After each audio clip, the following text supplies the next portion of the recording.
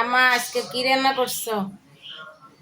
হ্যাঁ, তুমি জামাই এই আজকে এই যে তেলাপিয়া মাছ ভুনা করছি আর একটু ভেন্ডি ভাজি করছিলাম।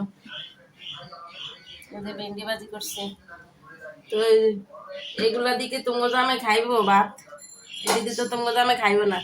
আর তেলাপিয়া মাছ তো খায় না, তোমরা কি জানো না? একটু ভালো মন্দ রান্না করবে, একটু গরুর মাংস পোলাও টালাও রান্না করবা।